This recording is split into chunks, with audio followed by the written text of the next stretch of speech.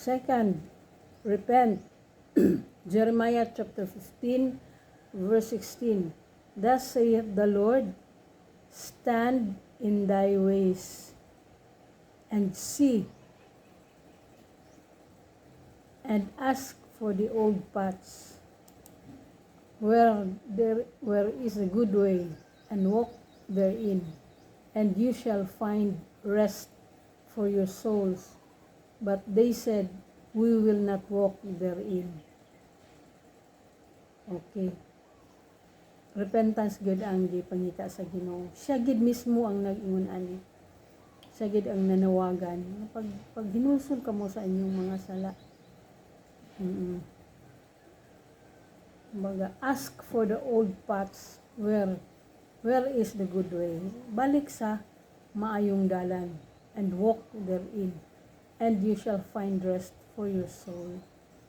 Lisod kung magkinabuhi ka ubos sa sala o magkinabuhi ka da sa sala. Kay once nga ilawom ka sa sala, mula gina sa domino effect. Magkuan gid na kanat gid na magsugod kag sayop, mo sumpay gid ang sayop. So masalimuot kaayo ang kinabuhi sa usa ka tawo nga nagpuyo sa ingon ana nga klase nga relasyon. Daghan na kayo atong nahibaluan nga sukwahi kaayo ang ilang kinabuhi. So dili sayon, especially ka partner og kuan, dili wala gyud ni agi og mga spiritual bitaw nga kana bitaw experience, walay pakigsan-durot sa Ginoo. At least lugar ang katong ni Simang nga ni naay siya pagtamod sa Ginoo, ni Simang man tuod pero napay hope nga makabalik. Pero kulang usa ka relasyon nga nilihis na diya sa presensya sa Ginoo, lisod kaayo, distorted na kaayong ilang pagtuo. Kung kuan ilabi na kay napod sila ka istorya or nakapaingon sila og mga pastor nga kuan kaayo og kaning sana ga-officiate og mga same-sex marriage or na mga pari nga mo kasal na sa Pilipinas na anay mo officiate ni ana.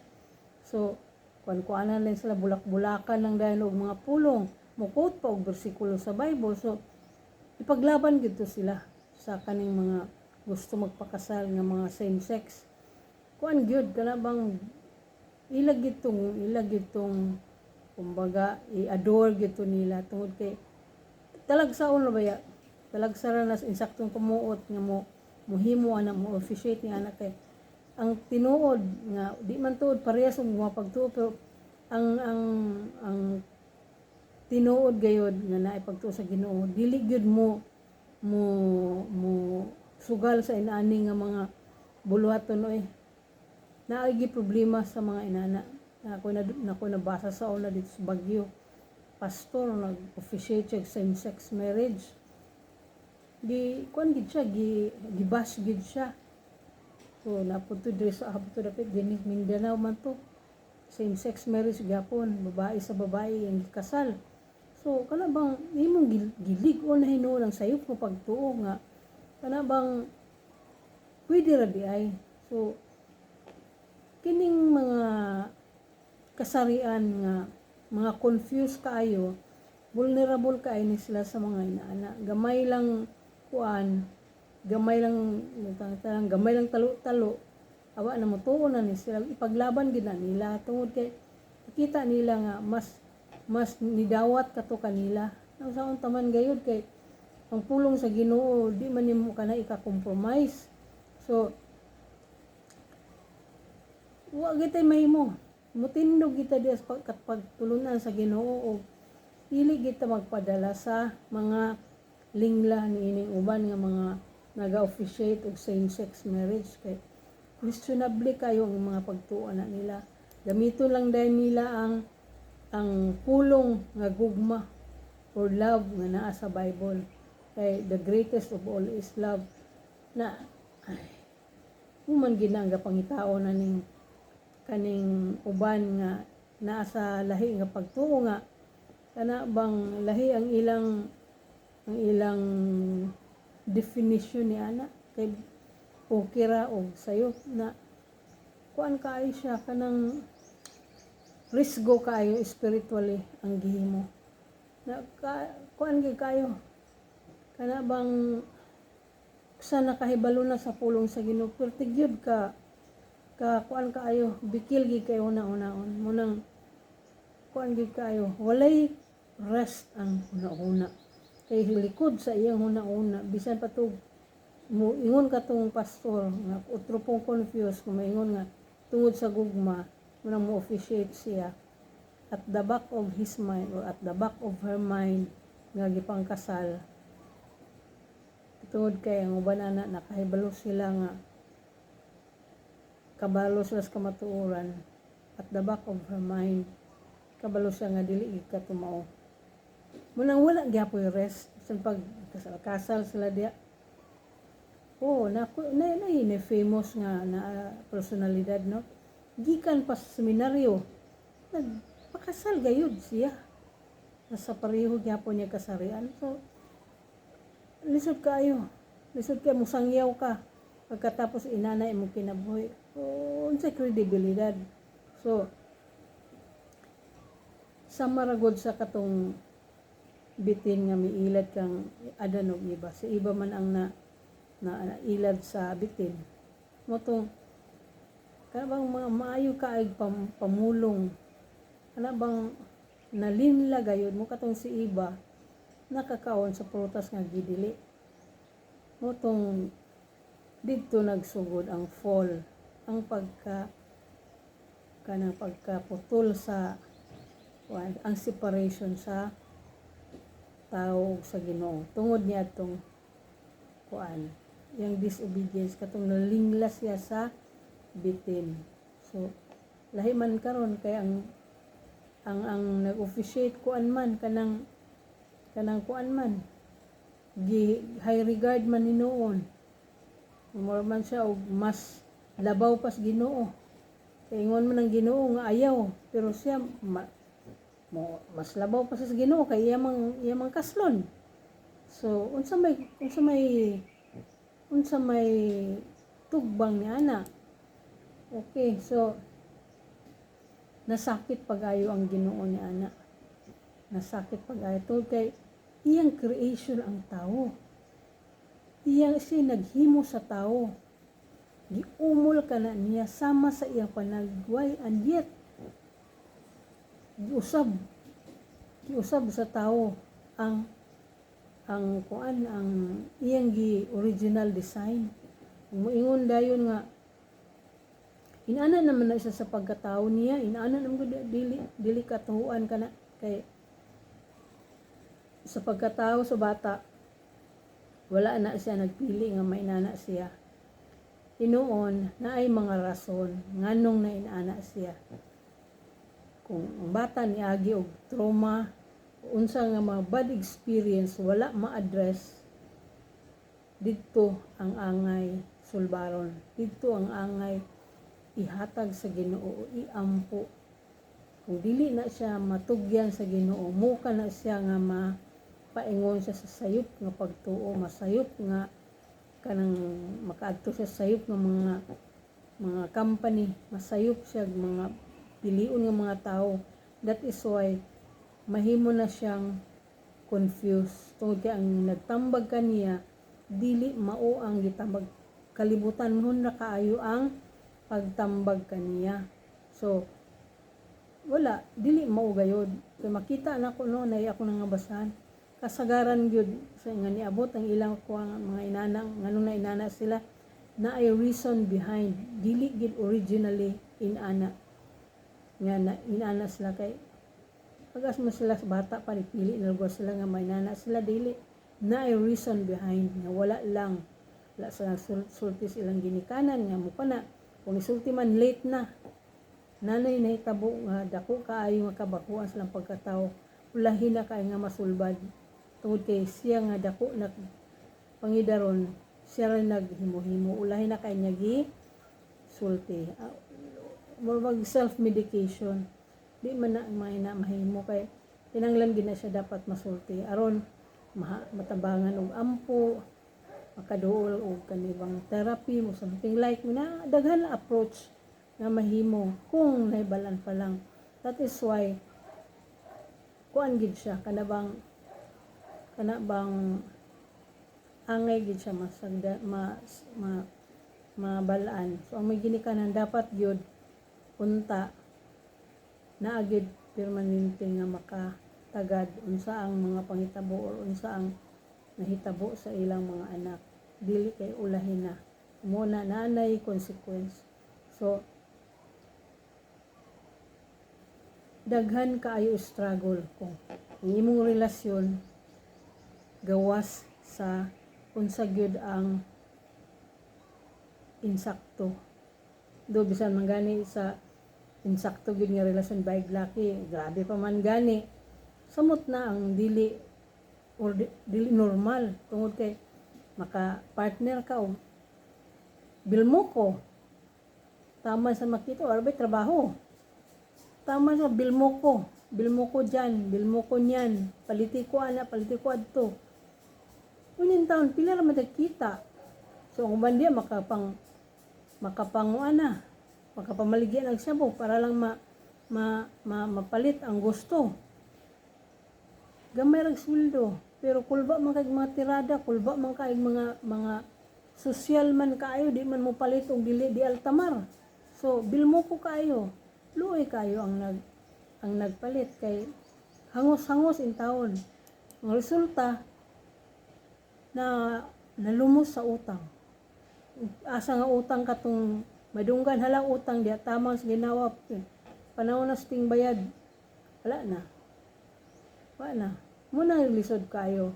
Nakita lang nimo tong katawa ka ng vlogger ba sa mga reels nila diya sa Facebook nga iyang mama pala utang kayo, tanang ga-offer og unsa ni utang yun, walay masudan, tuyo na lang, di ba, mantika. Wala may kapalit sa, wala na may ikabayad. So, inanagin ang kinabuhi, walay pahulay, walay rest, walay, kumbaga magsigira ka, una, unsa pagsunod. Ana, di ka kabayad sa mong utang, si pamayluan, si lisod kaayo.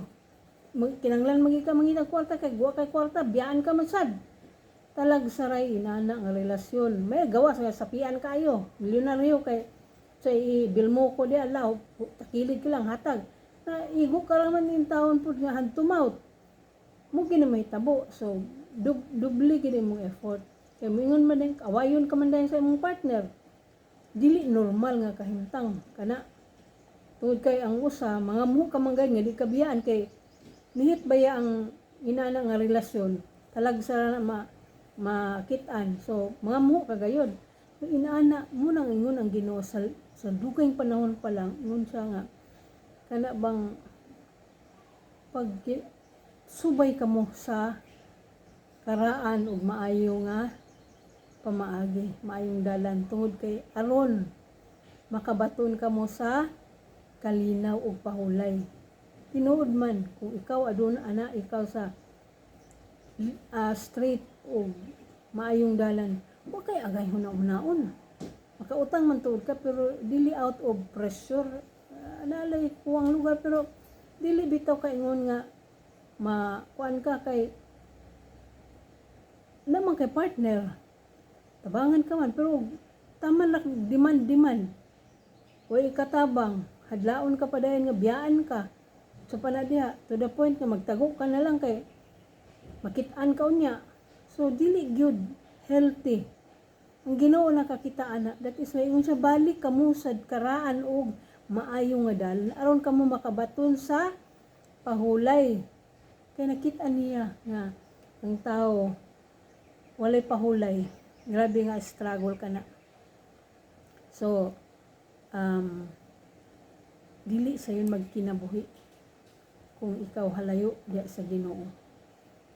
Kay talagsaray inana nga relasyon nga nagtanos ang kinabuhi, nagsunod sa Ginoo. Murag ambot na baka wala siguro. Kaya baluman sila nga kana bang ang Ginoo na suko gay sa inana nga mga sala. Siguro simba sila sa katong mga pastor nga okay ra sa inana nga mga inana nga mga kahimtang. Apan dili gyud ko motuo nga gyud kana bang mulahutay sila kay samtang naapa sila ni ana nga mga relasyon, ang guilt ana gakaon sa ila. Munang dili gyud mulahutay apan kon ang pag-repent Diyos kasing-kasing ug mutalikod sa sala, ang Ginoo maga restore sa iyang kalag. Repentance raman gyud, wa may lain pangita ang Ginoo. So to a repentant heart, di makita nato sa Luke chapter 15 verse 10 pa sa 11. Likewise I say unto you, there is joy in the presence of all the angels of God over one sinner that repented. Grabe gid ang kalipay uban sa mga anghel no, so sa katawo nga mibalik diya sa bakan sa Ginoo. Dili ka na siya sign of weakness nga mobalik ka sa Ginoo. Magagibiyaan na nimo ang sala. It is a sign of humility. It is a sign of bowing before God nga gi-recognize ang sala ug mobalik sa iyang sabakan. Dili angay ikaulaw ka na kay kumbaga ang tao maagi manggayod sa sayop. Apan kung dili ka mag hinulsol ug magpadayon ka sa sala ingon pas Ginoo, wala sa ikaluoy nga ikaw pag i-down ka gayud. Ug ngadto sa mga wala nagatuo, atong basahon ng Ezekiel chapter 7 verse 3 pa sa 4, now is the end come upon thee, and I will send mine anger upon thee, and will judge thee according to thy ways, and will recompense upon thee all thine abominations, and mine eye shall not spare thee, neither will I have pity, but I will recompense thy ways upon thee, and thine abominations shall be in the midst of thee, and you shall know that I am the Lord. Ang Ginoo ana mo'y namulong nga dili siya maluoy. Okay? Para kini sa unbelieving, dili siya maluoy. Niadtong unbelieving, wala naghinulsol. Siya mismo nag-ingon. Ug dili niya kaluy-an sila. Ug sa katong nagapadayon sa ilang pagpakasala, huwata. Mabaog ka mga linya sa mga salida nga babangon ako't dudurugin kita. Mga inana nga linyahan ba. So ayaw hulata nga moabot pa na. Gamay na lang kayo ang time nga nabilin, ayaw hulata nga masapnan pa ikaw sa kapungot sa Ginoo. Ang Ginoo kanunay nagapanuktok aron ikaw magahinulsol. Ug ang imong kasing-kasing imong iabulihan o pasulod nimo ang Ginoo. Diha aron siya karon ang mo hatag og kasing-kasing nga magpaubos, kasing-kasing nga submissive diha sa Ginoo. Kay gamay lang kay ang panahon o kana bang sakit kaayo una-unaon nga kung ang tao adunay Ginoo sa unang panahon apan iyang gisalikway tungod lamang sa temporaryo nga kalipay sakit kaayo na unahon nga ingnon kas Ginoo nga dili ako maluoy kanimo. Ayog tuhoy ang panulti og kinsa man kana nga mga confused ra gihapon mo nag-istorya kanimo nga kanang muni istorya sa isa ka pastor nga nagkasal niya adtong duha ka lalaki, itong duha ka babae nga gugma ang nagpatigbabaw kay ang Ginoo gugma. Ayaw tuhoy ang tanan niyang gisulti tungod kay ang Ginoo is just na mo'y magahukom sa tanan nimong mga binuhatan. Busa ang pagbalik sa Ginoo aduna man kana siya'y consequence. Masakitan ikaw, tanang kasakitan apan temporaryo lamang kana tungod kay sa imong pagbalik sa Ginoo, sa imong paghinulsol ug pagbalik sa Ginoo, pulihan niya kini og kalipay ug tanan ng mga kasakitan iya kining walaon. Tungod kay siya ang imong gipili. Temporaryo kay kana nga kalipay ang gihatag kung unsa man ang kasamtangan nimo nga kahimtang. Temporaryo kana kaayo, dili pagid kana sa kasagaran. Temporaryo nga sayo pagid kaayo. Pero temporaryo nga kalipay, pero insakto. Temporaryo pa, di pagid insakto. Luoy kayo. So mga higala, atong hinumduman nga ang Ginoo matarong o siya nagahandom nga kita pod nga nagatuo kaniya nga matarong usab kita. Dili nato ipugos unsa atong gusto tungod kay kita nga mga tao makasasala ug kung pasagdan kita wala gyud mga mumu gayud usa atong tugta ng Ginoo nga mo kontrol sa atong kinabuhi. Sakit man kita, nakasala man kita apan nagahulat ang Ginoo nga maghinulsol sa atong mga sala ug mobalik kaniya. Ug sa niana nga paagi ang Ginoo mo restore kanimo ngadto kaniya ug makabaton gay kita og kinabuhi nga puno sa kalipay nga dili ika-offer sa kalibutan. So maulamang ka na mga higala. Salamat kayo sa pagpatalinghog ug kung mangayo kaninyo pagtimbaya sa maayong gabi and God bless kanatong tanan.